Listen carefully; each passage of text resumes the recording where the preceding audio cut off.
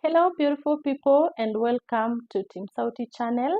And today I want us to talk about self-medication and why it is risky. Now, let me ask you something. Have you ever skipped the hospital and gone straight to the chemist? Maybe you went and bought painkillers for a headache, or some antibiotics for a cough, or even used medicine that was left over from the previous time that you were having some symptoms. If yes, don't worry, you are not alone. But today, I want us to talk the truth kuhusu self-medication and get to know the effects. Because what feels like a shortcut can actually be very, very risky. So, what is self-medication? Self-medication simply means using medication without proper medical advice. That could be reusing an old prescription or buying medicine direct from the pharmacy without seeing a doctor, or taking drugs of a friend or a family member that was taking previously. And because you feel like you are having similar symptoms, you go ahead and take the drugs, or even going to buy drugs from a recommendation that you got from our favorite Dr. Google. Now, sometimes it feels harmless. Si ni dawa tu nakunywa, last time nilikunywa and I was good. But the reality is medicine is very, very powerful. And when not used correctly, it can cause more harm than good. Now, you may ask yourself, why do we self-medicate? Kwa nini tunajinunulianga tu dawa bila kupewa prescription or bila kwenda hospitali? Sometimes it's because hospital visits can be very, very expensive.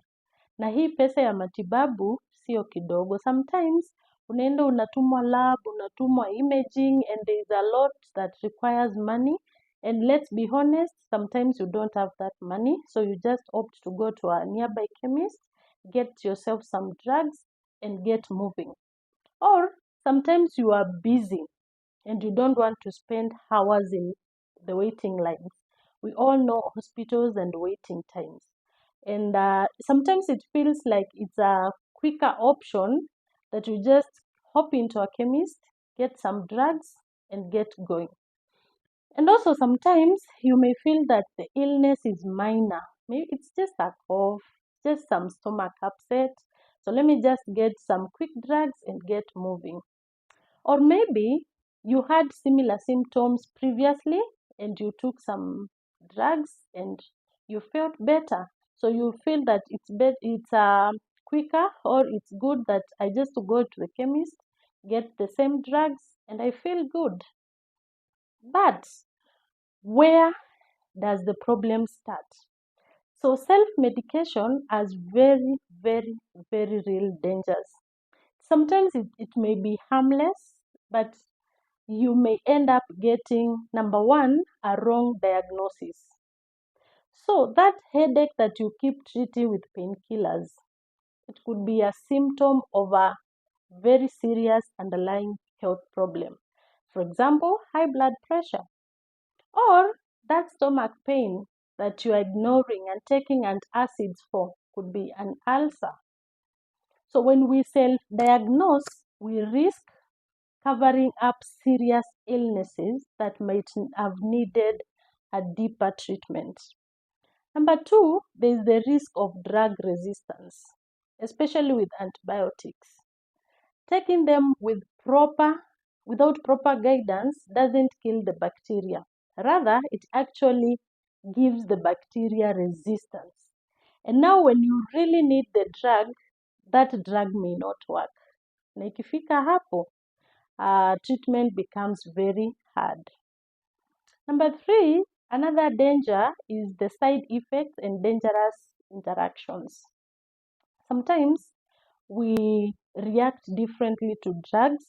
Sometimes you are allergic to a certain component. And because when you went to buy the drug, you did not clearly explain that you have some interactions, it may end up causing some serious side effects. Another potential harm or danger of self-medication is overdose or underdose. If you don't get the proper instructions, you might end up taking too much, which can damage your liver, your kidneys, or your heart, or you might end up taking too little of the drug, and therefore meaning that the illness is not properly taken care of. The fifth danger is the danger of delayed treatment. So by the time you finally go to the hospital, that condition might have worsened, making it harder and more expensive to treat. Sometimes self-medication feels like a shortcut, but in reality, it costs you more in the long run. So, what can you do instead? Number one, always consult a qualified healthcare provider before starting any new medication, even if it feels like you are just having a minor problem. It's good that you get checked, because sometimes what we go to the chemist to buy drugs for are just symptoms of a serious underlying problem. So instead of you rushing to the chemist and getting those antibiotics or getting antacids, seek to know if there is a danger or another problem that is causing that stomach pain. Number two, avoid buying antibiotics without proper diagnosis. This is because antibiotics have recently shown to develop a lot of resistance. Bacteria are developing a lot of resistance, and sometimes because of just taking the drugs on and on, you develop resistance. And when you now need the drugs, they cannot work on you, and it becomes a very, very serious condition.